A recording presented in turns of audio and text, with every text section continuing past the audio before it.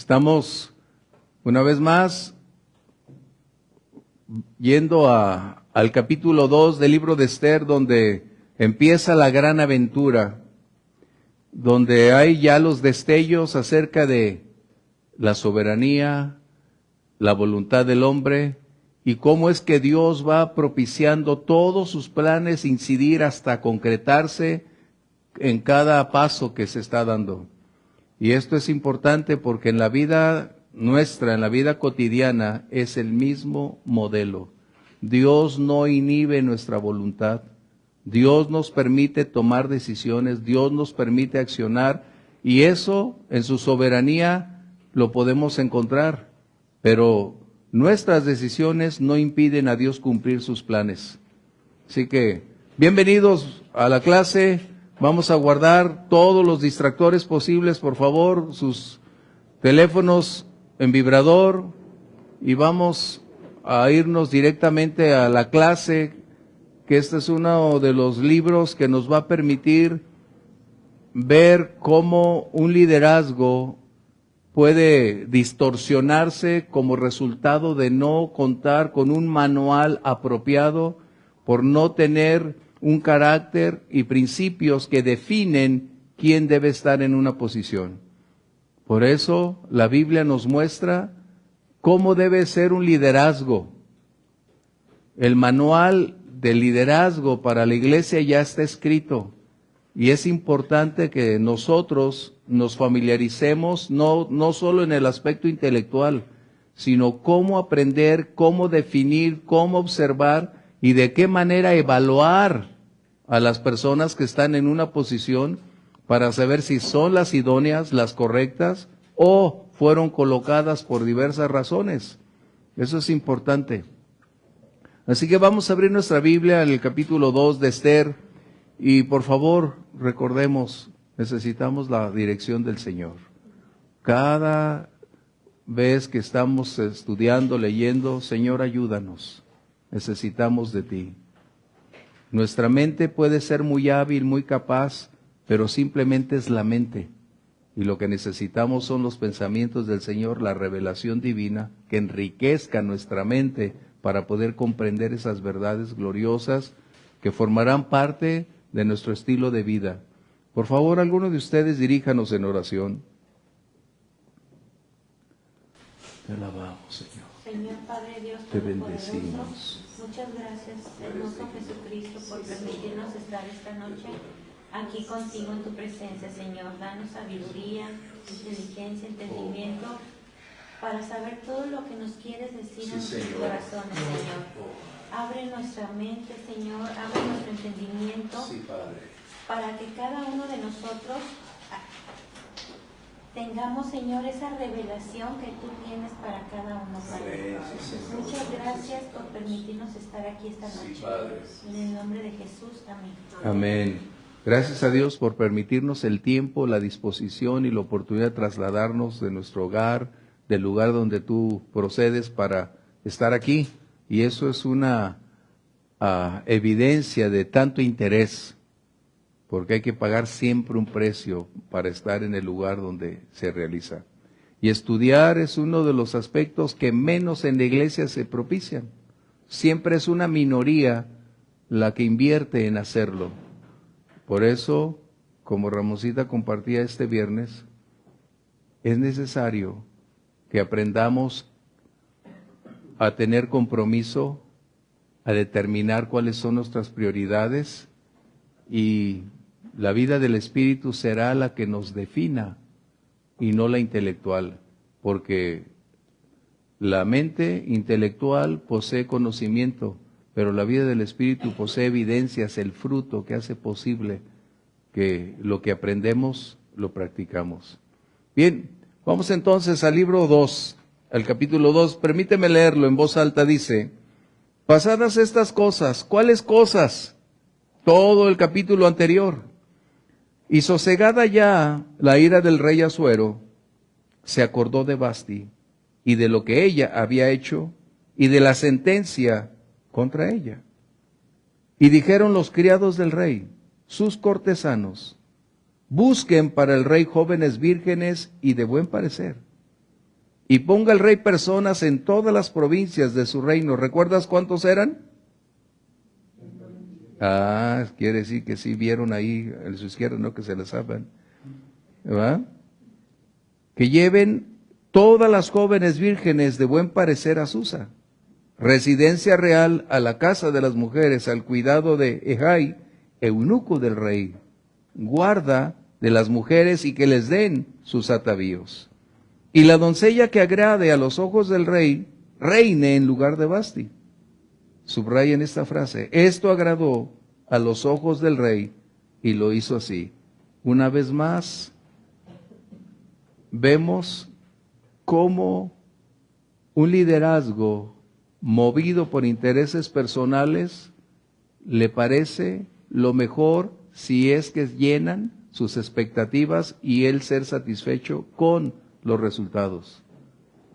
Recuerden, la clase es liderazgo y tenemos que aprender, como Jesús señaló, los líderes de las naciones se sirven de las personas. Y la diferencia en la iglesia, aunque algunos se sirven de las personas, pero la diferencia en la vida cristiana es el liderazgo de servicio. Y es muy distinto. Por eso es necesario que ustedes, al igual que yo, aprendamos cómo debe ser quien Dios elige, envía, capacita, y sus frutos, sus resultados van a ser evidentes. De esa manera podremos evaluar si realmente estamos con un líder correcto o estamos en un lugar equivocado. Qué tremendo, ¿va? Porque tú vas a tomar la decisión de estar donde tú quieres estar. Y el manual está ahí para definir todas las cosas y saber si es el lugar correcto o es incorrecto. Porque a veces decimos, es que Dios me llevó. No. Dios nos da la libertad de elección, y cuando Dios nos lleva, tenemos que ser muy analíticos en el aspecto. Es decir, Dios va a permitir que accesemos a un lugar, pero es nuestra elección. Es muy diferente. Pero ¿cuál es entonces? ¿Cómo saberlo? Para eso está el manual. ¿Cómo debemos hacerlo? No es lo mismo cuando yo estoy orando diciendo, Señor, ¿dónde debo servir? ¿Dónde debo ser? Dios elige el lugar, dónde, cuándo y cómo. Pero cuando tú decides salir de un lugar para irte a otro lugar, ese es el punto. Es lo que estamos hablando. ¿A dónde debo ir, Señor? Primero, ¿cuál es la razón de tu salida? Eso es algo que tenemos que entender. Y después queremos conferirle a Dios la consecuencia de mis decisiones, cuando en realidad en ocasiones mi inmadurez fue el motivo de salirme de un lugar. ¿Se dan cuenta? Entonces tenemos que aprender a pensar más de lo que el día de hoy tenemos. Hace unos días le dije a una persona, necesitas aprender a pensar más como líder que como amigo de los que están contigo. ¿Te das cuenta? ¿Por qué? Porque cuando todos caminamos en la misma banca, siempre nuestras ideas concuerdan, por lo general son muy afines. Pero el que está al frente ya no ve de la misma manera como cuando él estaba sentado en la banca. Ahora su visión, su responsabilidad ya es distinta. Ha crecido quizá medio milímetro, pero eso lo hace la diferencia para ver de una manera más clara y una perspectiva más amplia. Y eso es algo que necesitamos recordar. La madurez siempre va a ser un precio a pagar. Crecemos a través de diversas circunstancias. Y la madurez es un proceso desde el día que nos convertimos hasta el día que el Señor nos lleve. Pero es nuestra decisión si nos estancamos y permanecemos en el mismo nivel de siempre. Hay niños espirituales, hay adolescentes espirituales y hay gente inmadura pensando que es madura. 3 tipos de personas el apóstol Pablo menciona en 1 Corintios 2 y 3. Carnales, no creyentes y maduros. ¿Se dan cuenta? Entonces, gracias a Dios que ustedes y yo estamos tratando de salir del nivel donde estábamos, porque esto es precisamente, es lo que estamos haciendo. Señor, ayúdame a crecer, ayúdame a madurar, ayúdame a alcanzar otra estatura, ayúdame a ver más arriba de lo que anteriormente veía. Y esto es importante. Bien, un punto demasiado interesante para nosotros hablando del inicio de este capítulo 2 es algo significativo. Que la historia donde tú y yo nos desenvolvemos y la historia actual como en el pasado es la expresión de la intervención divina en cada generación. Dios interviene en la historia de nuestro tiempo y momento porque Él es soberano. Y la historia está llena de eventos, de condiciones, que en ocasiones, si no le prestamos atención, no nos vamos a dar cuenta. Por ejemplo, voy a hablar uno de los muchos. La batalla de Burkenque en Inglaterra. Y ustedes van a decir que necesitamos estudiar. ¿Qué sucedió ahí? Estaba el ejército inglés parado, rodeado por alemanes. No podían salir de ese lugar. Estaban en una crisis y en riesgo de perder a cientos y cientos o miles de soldados. Winston Churchill, que era en ese momento el primer ministro, hizo una declaración: es necesario que busquemos todos a Dios. Es necesario que busquemos al Señor, nos humillemos en su presencia y oremos para que Dios intervenga y nos ayude a salir de ese lugar. En ese tiempo, en el 44, 45, las iglesias estaban llenas, orando día y noche, pidiendo la intervención divina. Ustedes pueden ver esa película, pero no van a encontrar ese hecho. Por eso a veces me digo, ay, no, ver esa película. Yo la esperaba para ver ese evento. No, presentaron lo natural. ¿Qué sucede? Cuando toda la población prácticamente en Inglaterra está orando, buscando a Dios, y los soldados les era imposible salir de ese lugar, repentinamente Dios coloca una niebla. Desciende la niebla en el mar. Imposible para los nazis darse cuenta. Y despierta en el corazón de quienes tenían botes, los ingleses, y ellos empiezan a hacer el traslado. Ir al lugar exponiendo sus vidas para atraer a esos miles de soldados. Y ese es el registro donde Dios entra en la historia. Y así puedo decirte de otros eventos. Pero necesitamos, nuestro mundo a veces lo vemos así, por favor amplíen su mundo, amplíen su mundo. De otra manera nunca vamos a darnos cuenta qué dice la historia. ¿Por qué? Porque estamos atrapados en nuestra problemática y olvidamos que Dios es el Dios de la historia. Es decir, la historia habla y testifica que Dios interviene. Tremendo. Durkheim, que se llama esa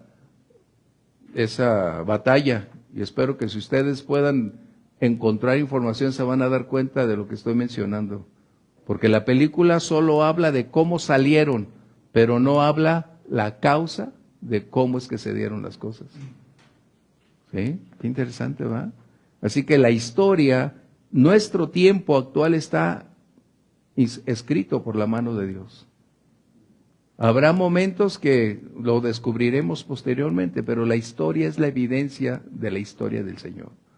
Esto significa entonces que el Señor va a intervenir de una manera impactante en nuestro entorno.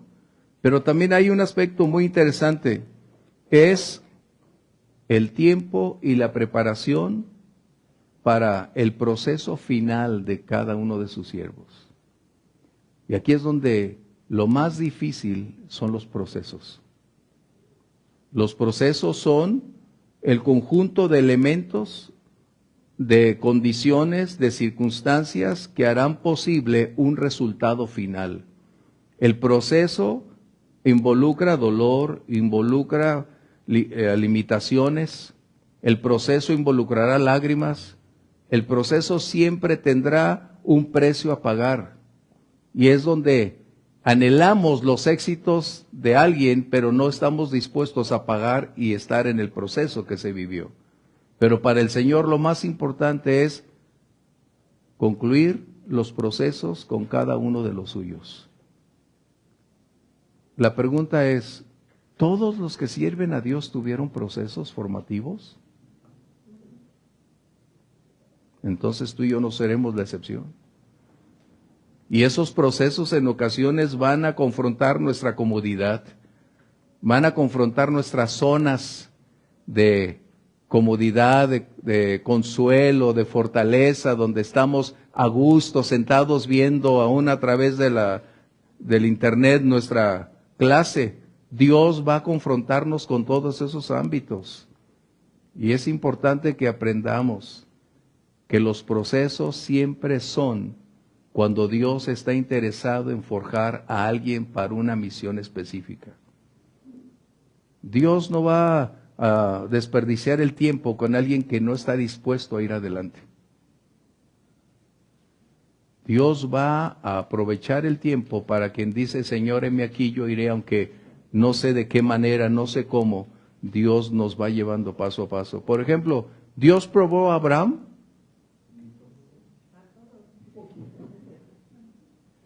Dios probó a Abraham y dice que lo probó cuando él era solo. ¿Cuántos años duró Abraham en la prueba? En el proceso, 25 años. Un proceso formativo, recuerden, 25 largos años. A veces los procesos son más largos que la misión que se va a realizar, pero precisamente el proceso es la condicionante que va a propiciar a alguien ser equipado, capacitado, forjar su carácter, mantener viva su fe, su confianza por encima de lo que está viviendo u observando. Y es donde ahí permanece esa pasión para decir, sí Señor, yo voy a ir adelante. Tenemos, por ejemplo, a otro proceso. ¿A quién les gusta? José. ¿Cuántos años tuvo de su proceso? 13 largos años. ¿Dónde? ¿En el palacio? No. ¿En la cárcel? ¿Vendido? ¿Rechazado por su familia? ¿Y todo eso qué representó? Forjar su carácter para llegar a la posición que Dios tenía reservada. ¿Por qué entonces duró 13 años? ¿Por qué no pudo haber durado 7? Porque todavía no estaría listo para esa labor. Recuerden, ese es el punto de los procesos. A veces quisiéramos salir y decir, ya Señor. No, Dios conoce el tiempo y el momento. Otro proceso, Moisés. ¿Cuántos años? 80 años. Wow. Sí, Ramoncita. A veces pensamos que, ¿por qué nosotros? Ajá. ¿No? Y podría decir el Señor, ¿y por qué no? Porque hace 2 días estaba viendo de José, digo, qué feo, porque inocente, o sea, muchos de alguna manera ya hemos caminado una buena vida y buenos años y decimos, bueno, pues es parte de... Ajá. Pero José, o sea... un jovencito. Wow. Y la vergüenza de ir a la cárcel, o sea, por acusado injustamente. O sea, ahora recordemos, José no sabía en qué posición iba a estar. Tuvo 2 revelaciones de Dios, pero en ninguna de ellas había un indicio de que estaría dirigiendo una nación. Fíjense bien. Nosotros damos por asentado porque conocemos la historia. Lo que está diciendo Ramosita, José no sabía qué o en dónde. La revelación de Dios fue, vas a estar en una condición, en una posición donde tendrás que prepararte porque muchos van a venir para buscar tu ayuda. Pero él no sabía dónde iba a estar. Dios no le dijo, te voy a poner de segundo de Faraón. No. Y es donde luchamos en los procesos. Es como decir, ¿dónde me vas a enviar Dios? ¿Tú crees que Dios te va a decir? No. Dios elige dónde enviar. Puedes tú ser un gran orador, pero Dios te puede enviar al lugar menos pensado para ser útil allá.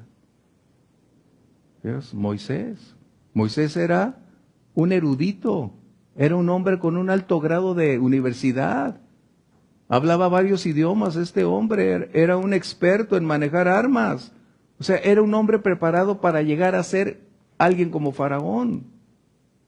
Dense cuenta que a veces nosotros no alcanzamos a darnos cuenta porque minimizamos Por eso dice en el libro de Hebreos que Moisés, ¿qué hizo?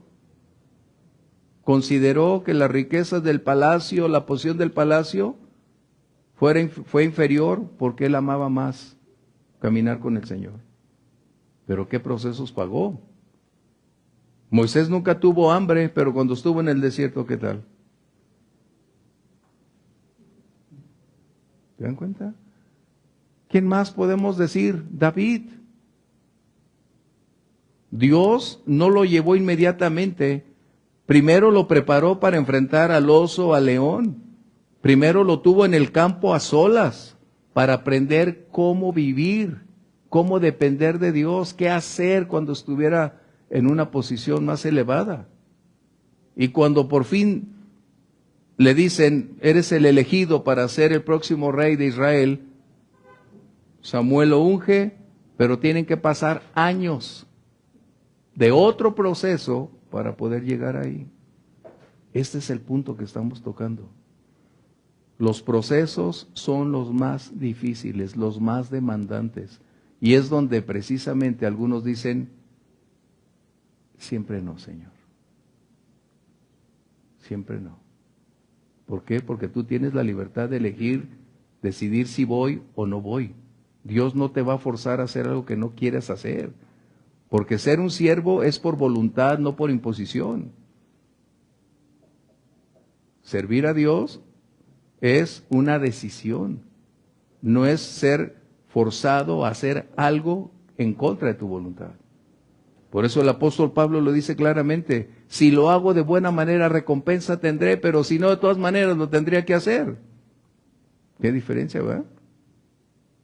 Así que una de las cosas que más van a ser demandantes en la vida de todo creyente que aspira a una posición, y cuando sabes que Dios te está llamando, ese proceso va a ser lo que depure la vida de quien va a estar ahí. Y qué bueno que estemos en sus manos, porque es mejor padecer en las manos de Dios que padecer en nuestra voluntad y en nuestros recursos.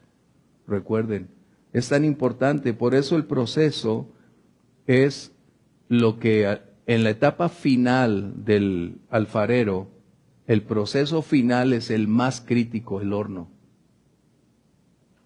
El horno es lo más crítico. Qué tremendo, ¿verdad? Ya ni siquiera se puede volver a moldear a veces. Exactamente. No, a veces ya no, porque ya está. Así es. Mientras estamos en sus manos, nos fisuramos, nos puede volver a poner agua y sigue moldeándolo. Pero cuando dice, está listo para el horno, ahí es donde el Señor nos ayude, porque no estamos de pie por nuestra capacidad, es por su gracia. Él es quien lo hace. ¿Okay? Eso es muy importante. Así que entonces tenemos algo muy importante. El tiempo, circunstancias o personas no van a limitar el propósito final de nuestro Señor. Nada lo va a limitar. Él es soberano, recordemos. Nada tiene algo que pueda cambiar el propósito de Dios. Él declara el principio o el final desde el principio. Él dice cómo las cosas van a suceder y van a suceder. Y ahorita vamos a ver algo muy importante acerca de cómo es que las cosas que Dios realiza acontecen. Bien, ¿hasta aquí estamos bien?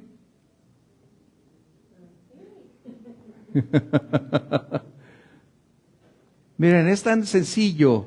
Cuando alguien va a entrar a una empresa y hace su solicitud para ser un gerente, él se espera que ya tenga experiencia, pero cuando va a entrar a una empresa, los directivos, el consejo consultivo o el dueño de la empresa no le confiere inmediatamente la posición. Tiene un proceso formativo para primero saber si va a ser competitivo, si es capaz, si tiene la habilidad de soportar el peso y la presión de las circunstancias. Porque puede tener una habilidad intelectual increíble, pero si no aprende cómo manejar la presión en su ámbito, ya todo lo perdió. Eso es lo que estamos hablando. Los procesos es lo que van a extraer lo mejor de nosotros, es decir, nos van a equipar. Porque estar en una posición más elevada es vivir bajo presión. Bueno, los que están en empresa, ¿verdad que sí? Eso es algo. ¿Y cómo manejas la presión? No puedes decir, no, yo decreto que no tengo presión. No, la presión ahí está, pero entonces aprender qué hacer con la presión. Esos dos procesos que estamos hablando. Y es donde su gracia es la que hace posible. No es nuestra habilidad, solo es la disposición de decir sí, Señor. Una es estar disponible y otra cosa es estar dispuesto. Tú puedes decir, sí, Señor, heme aquí, pero no quiero ir. Pero cuando tú dices, estoy disponible, Señor, y estoy dispuesto, vámonos. Qué diferencia, ¿verdad? Bien, adelante. ¿Hasta aquí estamos bien? Qué excelente. ¿Por qué? Porque son cosas que necesitamos aprender. Si tú vas a ser aspirante a un puesto de liderazgo en una empresa, ¿crees que te van a dar en la posición simplemente porque terminaste la universidad? No. En los procesos donde has estado trabajando, van a determinar cuando te colocan en una posición si soportas la presión, si soportas la angustia, si estás en conflicto para tomar decisiones bajo condiciones difíciles. Sí, Luisín. Eso me recuerda al ámbito de la música. En una orquesta, uno puede llegar con su licenciatura de música. Eso no significa nada. Ajá. Hay que saber interpretar bien, hay que saber estar en un escenario, tocando frente a gente sin tambalearse. Lo que realmente importa para participar en una orquesta. Es lo que estamos hablando. ¿Y cómo empezó ese músico? Temblando, equivocándose. Yo me acuerdo que mi papá decía, te voy a enviar con un amigo de él, y nos enviaba a una orquesta de ahí de Santana de los Negros. Y pues aprender a tocar en la música, tener ahí a todo mundo leyendo, ir al tiempo, al compás del director, viendo lo que está aconteciendo, teniendo un oído atento, y a veces dabas una nota de más, y pero vas aprendiendo en todo lo que estamos hablando. Es práctica, desarrollo, deseo de superación, no conformarte con lo que conoces, sino ir aprendiendo, superándote. Como dicen los americanos, la práctica hace al maestro. ¿Sí? Ok, entramos. Dice aquí que pasadas estas cosas, viene un tiempo tremendo. El tiempo para el Señor no es un obstáculo. El tiempo para el Señor no es un adversario. Si nosotros lográramos aprender que el tiempo en el Señor no debería ser un aliado y no un adversario. Deberíamos hacer del tiempo un aliado cuando confiamos en el Señor. Eso nos daría paz, nos daría fortaleza y seríamos más productivos. Porque en su tiempo es como las cosas suceden. El tiempo para el Señor es un medio, escucha bien, el tiempo para el Señor es un medio para lograr cumplir sus propósitos. Dios nunca tiene prisa, recuerden. Dios nunca hará algo fuera de su naturaleza. El tiempo está supeditado al Señor. Así que en el tiempo del Señor es como debemos movernos. Eso no significa cruzar los brazos y decir, ay Señor, pues tú ya tienes el tiempo, no. A ti y a mí nos toca hacer lo humanamente posible y el Señor siempre hará lo imposible. Qué importante que entendamos que el tiempo es el medio en el que Dios cumple sus planes. Por ejemplo, Gálatas 1 que dice, justo al cumplimiento del tiempo. ¿Qué sucedió al cumplimiento del tiempo? Dios envió a su Hijo. ¿Cuándo envió a su Hijo? Cuando se cumplió el tiempo. ¿Cuándo salió José de la cárcel? Cuando se cumplió el tiempo. ¿Cuándo fue llevado a presentarse a Faraón? Cuando se cumplió el tiempo. Y es que es lo que tenemos que ir aprendiendo. Oye, ¿por qué no haces esto? Oye, ¿por qué no te mueves? ¿Por qué no dices? Es en el tiempo del Señor, recordemos. Moisés, ¿cómo se equivocó en hacer su tiempo? Y su tiempo lo prolongó 40 años por no esperar el momento en que Dios lo eligió. Tenemos que aprender. Dios hará del tiempo el medio para cumplir sus planes. En otras palabras, es el vehículo donde tú y yo transitamos todos los días hasta llegar a nuestro destino final, pero acorde al tiempo señalado por Dios. Es como si Dios ya te ha dicho, te propongo servirme y llevarte al ministerio. Sí, Señor. Y tú dices, no, pues desde ahorita. No, espera. El tiempo, en el tiempo del Señor. ¿Cuántos años le tomó a Eliseo ser el sucesor de Elías? 10 años. Dios no tiene prisa. 10 años. A veces leemos un capítulo y creemos que fue el siguiente día. No. Dios tiene sus tiempos. Y es importantísimo que ustedes y yo recordemos. Job 41:11, por favor. ¿Por qué Dios esperará? Yo a veces digo, Señor, no te tardes, no te demores, como dijo el salmista. Pero entiendo, después entiendo, aunque la premura a mí me gana para decir, Señor, ayúdame, Señor, ¿hasta cuándo? Señor, no demores, Señor, no te tardes. Pero entiendo que Dios tiene su tiempo. Y ese tiempo no es mi calendario, no es mi reloj, no son mis expectativas.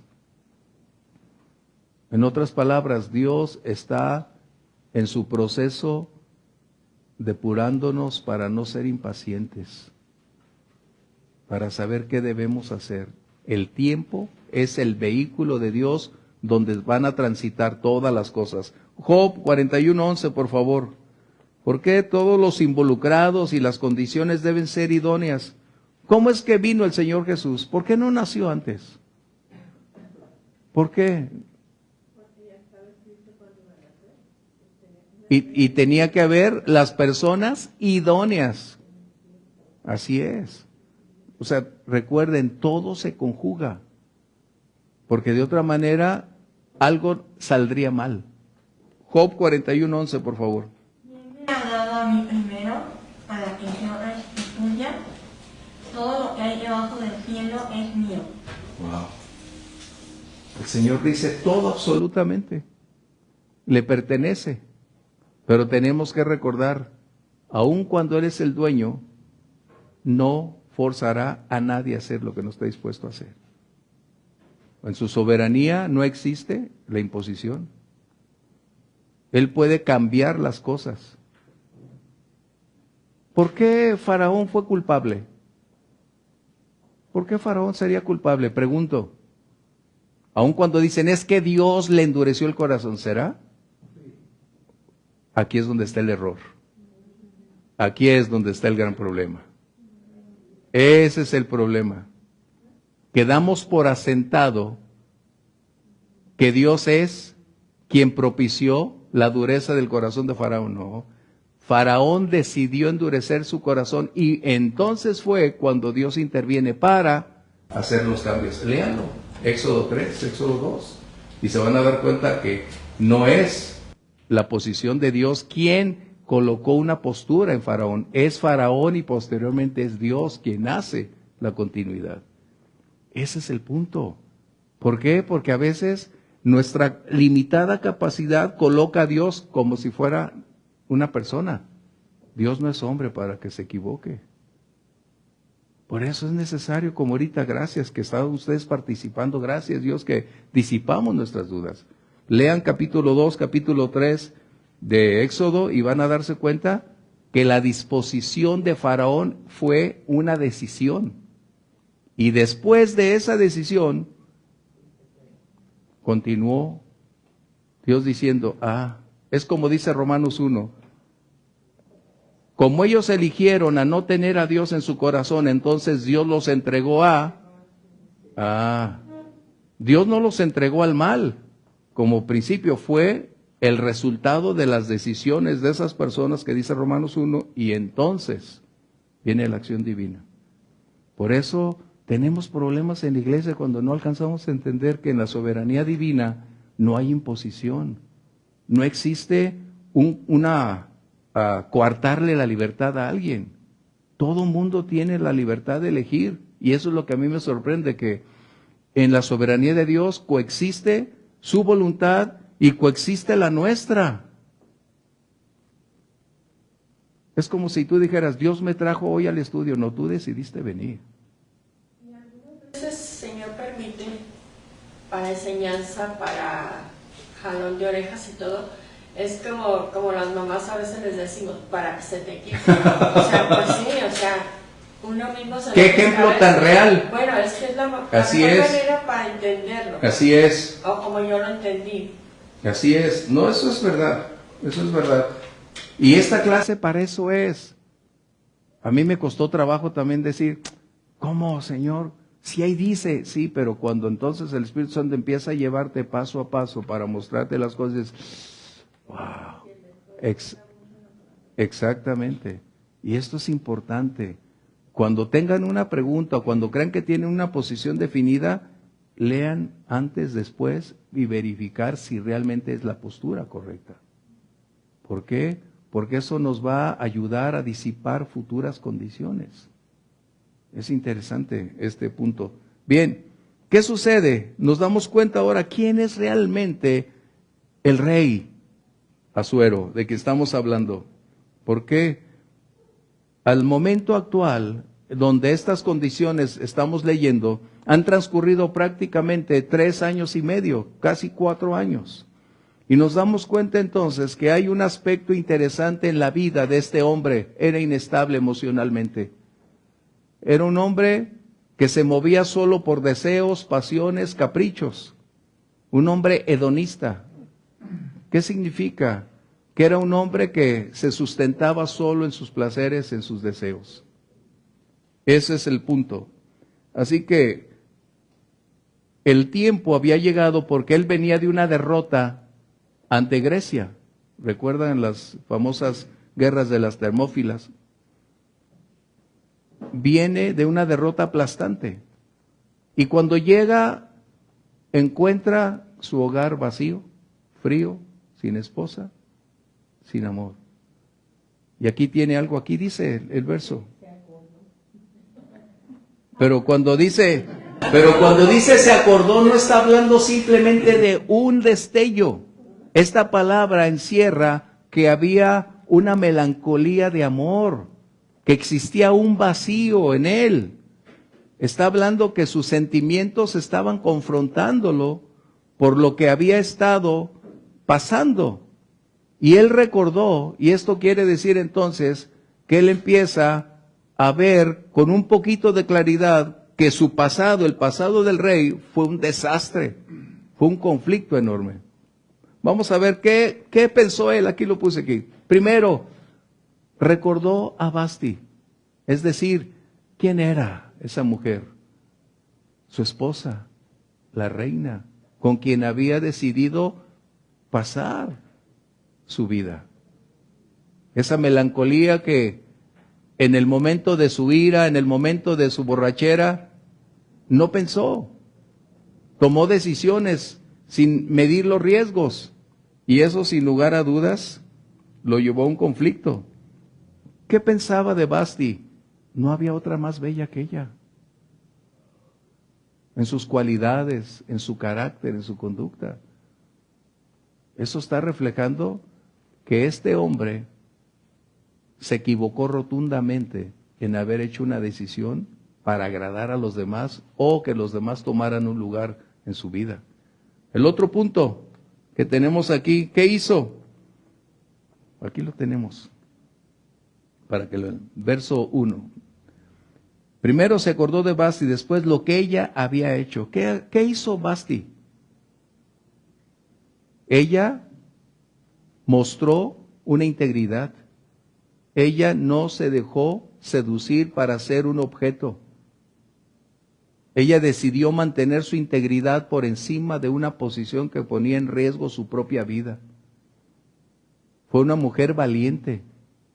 Fíjate lo que está pensando, después de 4 años prácticamente este hombre. Después de 4 años empieza a hacer un análisis para darse cuenta que tenía lo mejor y lo perdió. Lo otro punto. Se acordó de la sentencia contra ella. ¿Cuál fue esa sentencia? ¿Recuerdan? Wow. Eliminada, pero fíjense bien, no fue eliminada por aspectos que tuvieran que ver con una relación matrimonial. Fue eliminada por decreto. Por un decreto que el mismo rey firmó, avaló. Esa es la ira. Bueno, ¿por qué? Por no tener el carácter. Porque otros decidieron por él. Eso quiere decir entonces que un liderazgo no puede ni debería ser susceptible de ser alterado por la postura, la posición de otras personas. Se puede escuchar un consejo, se puede escuchar una opinión, pero no debe inclinarse por la opinión de otros.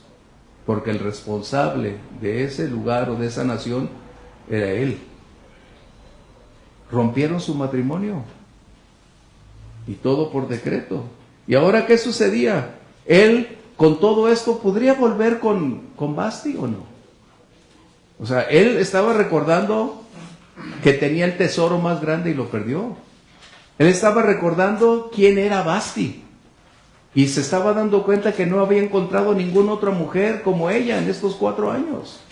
Se dio cuenta que la sentencia fue injusta, porque era una mujer de un alto calibre, de un gran nivel. Pero ahora había un impedimento. El papel que firmó le impedía. Exactamente, como rey, cuando él firmó el decreto, pues no podía ir contra sí mismo. Así es. Hubiera sido peor la vergüenza que la desvergüenza, ¿no? Y no podía romper la ley. No, pues, porque esa era una ley que no se podría romper. En otras palabras, lo divorciaron sin que él estuviera pensando que lo que había hecho.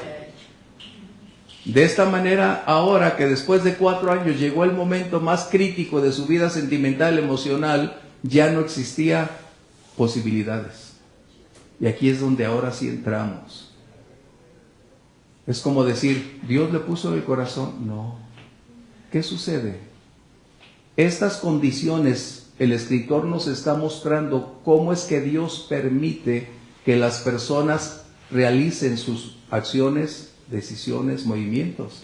El rey está pagando parte de las consecuencias de sus malas decisiones, pero fue él quien decidió, fue él quien propició todos estos eventos. Y ahora viene lo más importante para nosotros. ¿Cómo es que Dios interviene en la historia? Por eso es que decíamos que Dios no colocó en el corazón o en la mente de todos los que estaban involucrados. No. ¿Por qué? Porque hay un aspecto muy interesante y demasiado importante bíblicamente en Primera de Pedro, capítulo 2. Primera de Pedro 1, 2, por favor. Es aquí donde entonces empezamos a darnos cuenta cómo es que Dios propicia que sus propósitos se cumplan. Esta es la agenda que ahora vamos a entender cómo Dios hace las cosas. Cómo es que coexiste la soberanía divina con la libertad de elección de cada persona. Pero Dios no está limitado por las condiciones u la oposición de las personas. Dios sabe cómo hacer las cosas. Vamos a ver este versículo que es demasiado importante para nuestra vida espiritual.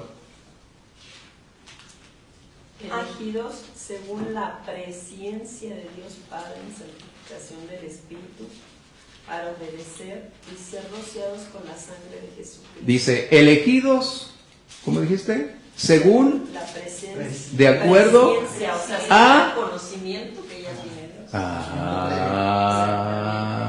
Entonces ya estamos entendiendo cómo es que Dios permite que las condiciones se vayan manifestando. Primera de Pedro 1:2. ¿Esa palabra qué quiere decir? Allá atrás, presciencia. Pre es antes. Conocimiento anticipado de nuestro Dios. Ah, Y es que excelente. esto iba a llevar a la salvación del ¿sí? ¿Qué está haciendo entonces? Dios no está forzando las voluntades de nadie. Dios anticipadamente conoce lo que va a acontecer, por eso no tiene necesidad de forzar, de intervenir. Él está a la espera de que cada persona al tomar decisiones va a ser responsable de sus decisiones. Nadie lo va a eximir.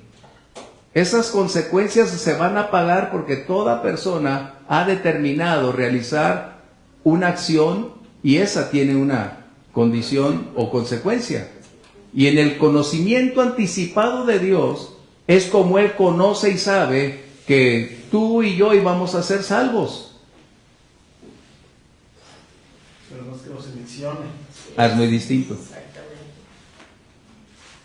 Es muy distinto. Dios sabía que un día te iban a hablar del Evangelio y quizás lo ibas a rechazar, pero Él sabía cuándo estarías en sus caminos. Eso es lo que sucede. Y Pedro vuelve a hacerlo, pero más claro. Vamos a ver el capítulo 2 de Hechos, verso 23. Pedro está haciendo esta declaración. Y ahí lo explica más amplio. Ahora estamos dándonos cuenta cómo es que en su soberanía Dios permite acontecer algunas condiciones de una manera sucesiva. Él va a intervenir en el tiempo y en el momento cuando Él sabe que las cosas van a ser claras para su gloria y su honra. Mientras va a permitir que ciertos eventos se realicen, pero no porque Dios perdió el control o no tenga la habilidad o el poder, sino está esperando el momento justo. ¿Qué dice Hechos 2:23? A este, entregado por el determinado consejo y anticipado conocimiento de Dios, prendisteis y matasteis por manos de inicuos, crucificando. Dice, a este, hablando de Jesús, Pedro está diciendo que Jesús no fue una víctima, que no fue una injusticia. Fíjate bien.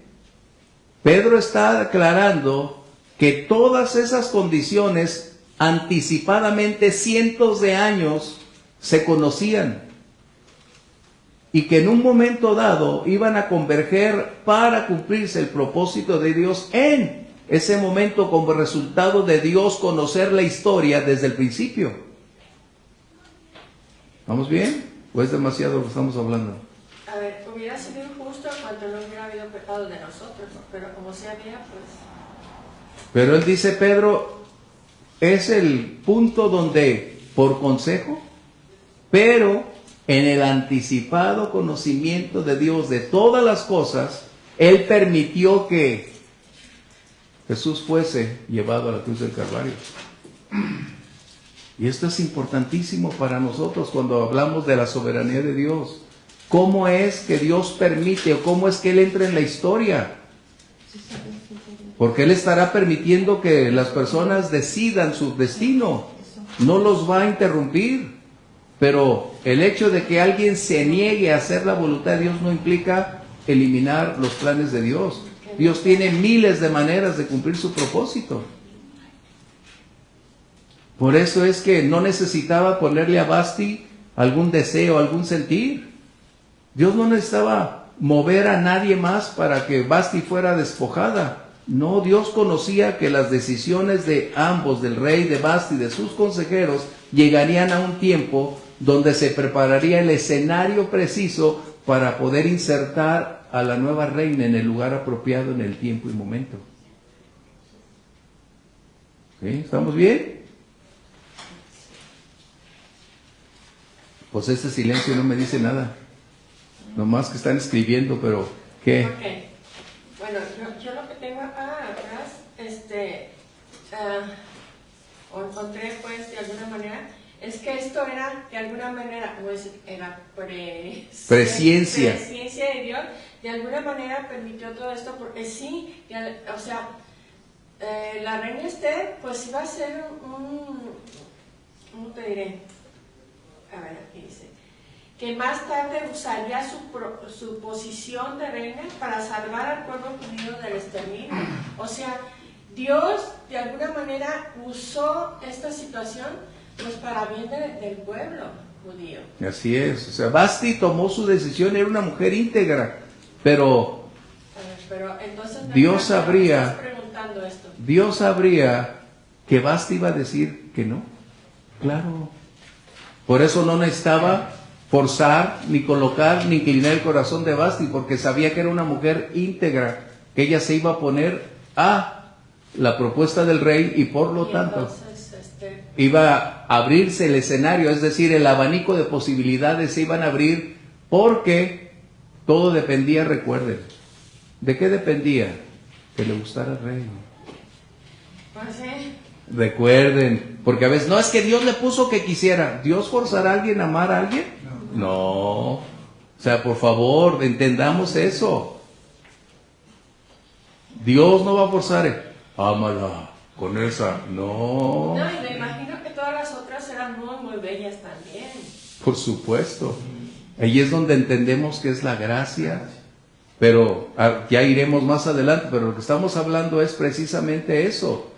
Que el escenario se abre. Esther tuvo que competir con las demás personas. No fue la primera vez, o sea, tuvo que haber un tiempo de preparaciones a donde vamos. Pero el punto es, ¿Dios forzaría a alguien a tomar una decisión? No. Dios permitió que las decisiones llevaran a este momento. ¿Por qué? En su anticipado conocimiento.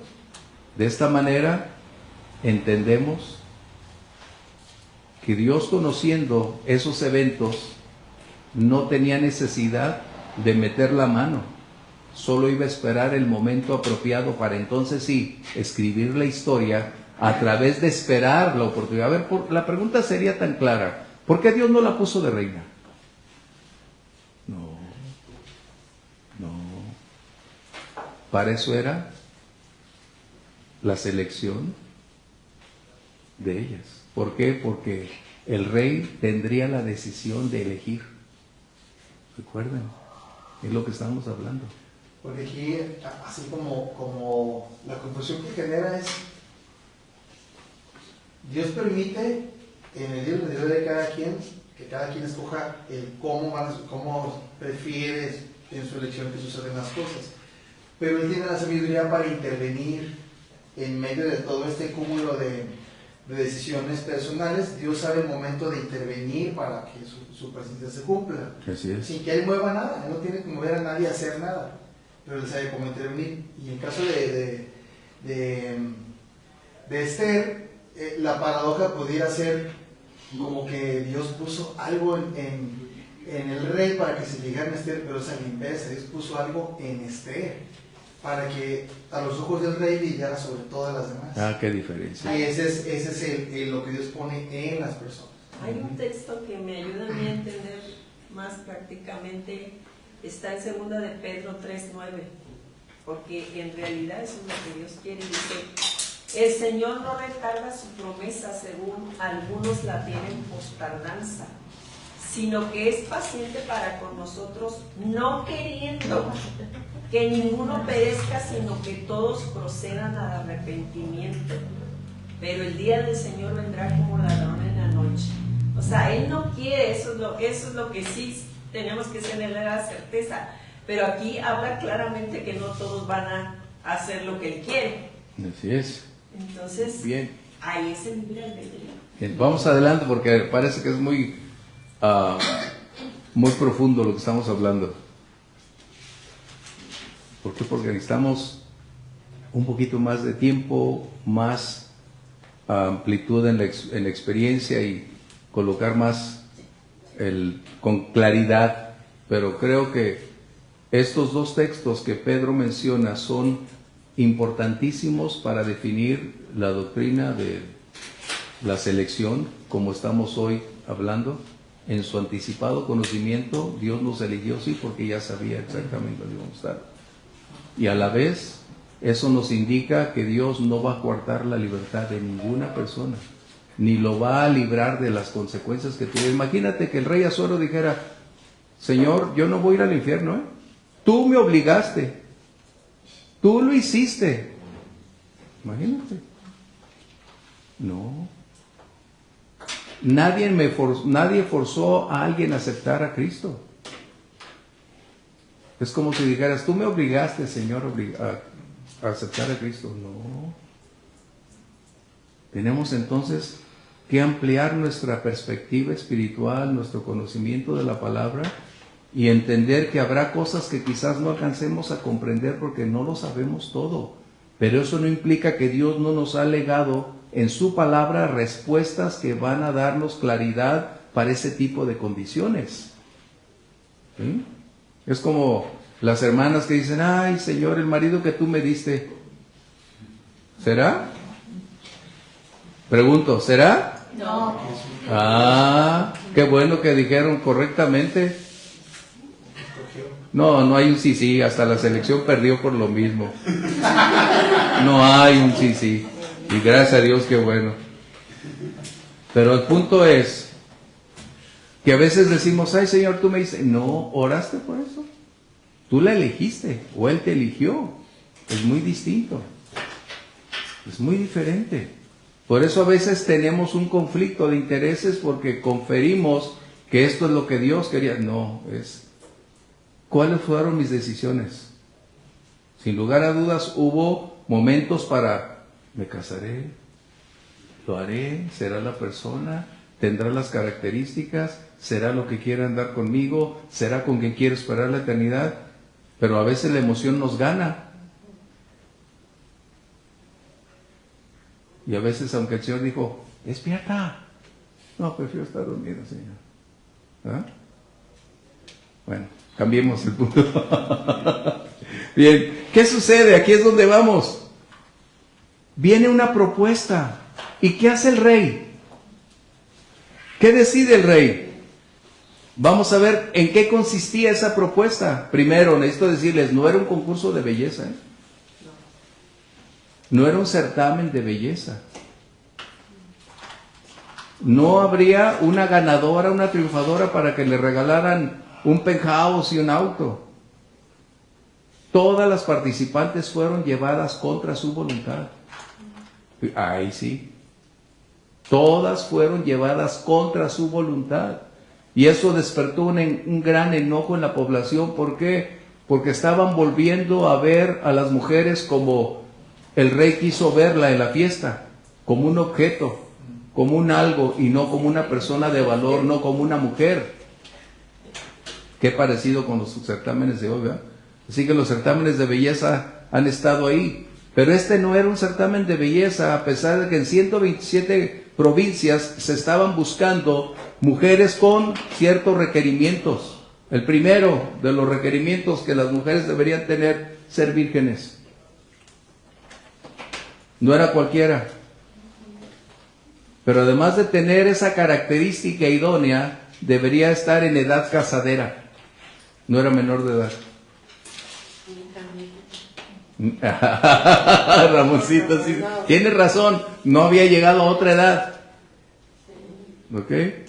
Porque es una incongruencia que alguien que va a tener un lugar de tanta autoridad como es un rey o una reina, tenga una edad desfasada el uno con el otro cuando ya no convergen en pensamientos, en acciones, en posturas.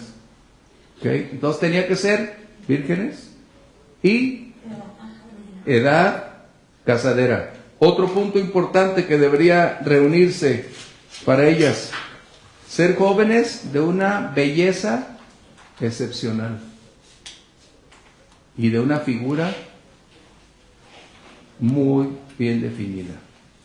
Estas eran dos condiciones básicas para ingresar, no eran las únicas. Fíjense bien, no eran las únicas. Así que todas las mujeres que estaban en edad casadera se escondieron cuando iban por ellas. Por eso despertó un enorme... ¿Esto qué quiere decir? que cuando un liderazgo se mueve por inclinaciones, pasiones, deseos, se vuelve en una carga para quien gobierna. Eso es lo que no debemos hacer. Eso es lo que tristemente vivimos. Qué interesante que tengamos que aprender a través de ejemplos tan duros lo que no debemos hacer. Una posición de jerarquía no debe ser para provecho personal. No debe representar una posición de enriquecimiento ilícito, ni de una condición de tener un poder para atemorizar a las personas. El poder es para servir. En otras palabras, la posición de jerarquía es servicio, no es jactancia, no debe ser orgullo, es servir. Pero servir no significa no tener voluntad, no tener criterio, no tener la capacidad de ponerse de pie y exhortar, disciplinar, exhortar a las personas. O sea, no confundamos falta de carácter con humildad o sencillez. Un liderazgo debe tener el balance, como decían de Abraham Lincoln, un hombre de acero y de terciopelo. Él sabía cuándo tener esa suavidad y cuándo mantener su dureza. Bien, ¿qué más se requería para ellas estar dentro de los aposentos de una casa anexa al rey, bajo el cuidado de un eunuco llamado Emai? ¿Qué significaba eso? Que todas las integrantes, independientemente del resultado, ya no tendrían la libertad de salir de ese lugar, se convertían ya en parte del harem del rey. Es decir, si fueran o no elegidas, ellas pasarían el resto de sus vidas dentro, enclaustradas en ese lugar. Se convirtió en una prisión. Fíjate bien, o sea, porque a veces, no, tuvo un concurso de belleza, pregúntales. Nunca salieron de ahí. Él también fue llevado. Claro, pero ahora sí, ¿por quién? Por su tío, ya llegaremos ahí. Pero lo que estamos hablando son las condiciones que estaban ahí presentándose. De esta manera nos damos cuenta entonces que era un riesgo, por eso es que la mayoría trataron de esconderse. ¿Por qué? Porque iban a ingresar a una condición donde ya no habría regreso. De hecho, en los tiempos del sultanazo, del tiempo de los sultanes, pues, era lo mismo. ¿Sí? Una era la principal, pero las otras se tenían que quedar ahí. Exactamente. Para lo mismo. Así es. Y eran simplemente objetos. Pudieran tener hijos ellas, Claro, pero seguirían siendo... principales. No. No, el principal era ¿Qué sucedería cuando los iban a llevar o eran ingresadas? Ahí vamos a encontrar un aspecto un poquito adelante muy grato. Dios despertó una gracia en Esther y abrió el corazón de este hombre para que tuviera Esther la gracia para con el eunuco. Pero ¿qué hacía el eunuco? Las mujeres necesitaban, además de ser hermosas, de tener una buena figura, tener un proceso de preparación. No entraron con el rey. 1 año aproximadamente tendrían de preparación, donde se requería tratamientos de belleza. Pero eso no era suficiente. Fíjense bien, necesitaban depurar la belleza, hacer de la belleza más belleza, extraer de las personas lo mejor, capacitarlas, educarlas. Fíjate bien, y a veces nosotros no queremos salir de nuestro lugar de comodidad. Para llegar a ser reina se requería aprender historia, aprender idiomas, tener la habilidad de tener una conversación, de mantener una postura erguida, de tener modales, de saber cómo sentarse a la mesa. Qué interesante. De hecho, yo leí en un libro de Esther, leí que pues ya se usaba la cera de depilar, porque las pobres las depilaban. Pues siempre. En esos tiempos, pues, de preparación, y dices, wow, o sea, qué exigente el rey. Pues así era. Entonces nos damos cuenta que las que iban a ingresar, además de ser bellas, además de tener una figura excelente, requerían una preparación en todos los sentidos. ¿Qué sucedió con Daniel y Sadrach, Mesach y Abednego? ¿Entraron directamente a la corte? No. ¿Qué sucedió? ¿Los prepararon en qué áreas? En todas las áreas para estar en un nivel de autoridad. Es lo que estas mujeres iban a aprender. Modales, criterio, opinión, conocimientos para opinar sobre todo lo que estuvieran ahí. Porque una reina no es simplemente estar sentada. Tendría la habilidad de hablar, de aconsejar, de compartir, de escuchar al rey, darle su punto de vista. En otras palabras, no podrían ser ignorantes. ¿Vamos bien? Fíjense bien cómo es que se forjan esas personas para llegar a un nivel. Y a mí me impacta cuando hay muchas mujeres que ni se preparan para llegar a un puesto alto. ¿Cómo pretenden lograr un desarrollo, una superación, si no hay una capacidad? Fíjense bien. Esther, ¿qué tuvo que hacer?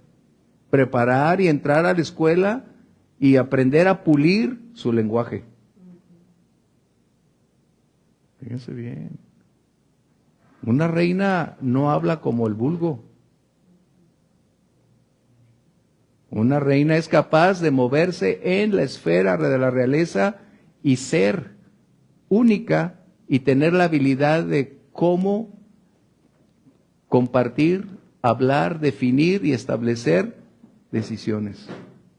Esto a mí me agrada, porque es preparar a las personas para aspirar a lugares más altos. Qué interesante, ¿verdad? Bien, de esta manera era lo que iba a suceder a todas las que ingresaban. Recuerden, no era un lugar grato, porque ganaran o perdieran, nunca regresarían a su familia. Nunca. Nunca. Así que a veces, ay, los lujos. No, ahí preferían vivir en la pobreza y estar con su familia que tratar de estar en un lugar que no se pertenece. Interesante. Punto número 3, para poder hablar un poquito de la soberanía de Dios, lo que estamos haciendo. La soberanía del Señor es tener la autoridad sobre todo cuanto nosotros conocemos como autoridad, poder, institución. La naturaleza es tener el control sobre todas las cosas. Es decir, Dios gobierna en lo visible, en lo invisible, sobre todo ser espiritual o natural. Su autoridad es sobre cualquier otra autoridad, pero estamos ya aprendiendo cómo es que Dios ejerce su soberanía. Vamos a ver primera de Crónicas 29, 11 y 12, si nos alcanza el tiempo. Primera de Crónicas 29, 11 y 12, por favor. Tuya es, oh Jehová, la magnificencia y el poder, la gloria, la victoria y el honor, porque todas las cosas que están en los cielos y en la tierra son tuyas. Tuyo, oh Jehová, es el reino y tú eres excelso sobre todos. Las riquezas y la gloria proceden de ti, y tú dominas sobre todo. En tu mano está la fuerza y el poder, y en tu mano el hacer grande y el dar poder a todos. ¿Cómo podemos resumirlo? ¿Cómo dirían ustedes qué dice el escritor sobre estos dos textos del Señor? ¿Qué está diciendo? Pues que Dios es sobre todo. Todo lo que tenga que ver con poder, con conocimiento, con riqueza, todo. Es el todo en todo. Sí. Podemos decir con claridad entonces que no existe nada fuera de su dominio, que no existe nadie, circunstancia o condición en cualquier lugar geográfico de este mundo que Dios no tenga la capacidad de tenerlo bajo control. ¿Cómo controla Dios las cosas? Por ejemplo, cuando el Señor Jesús está dormido y viene la tormenta y van los discípulos y lo despiertan, ¿qué hizo?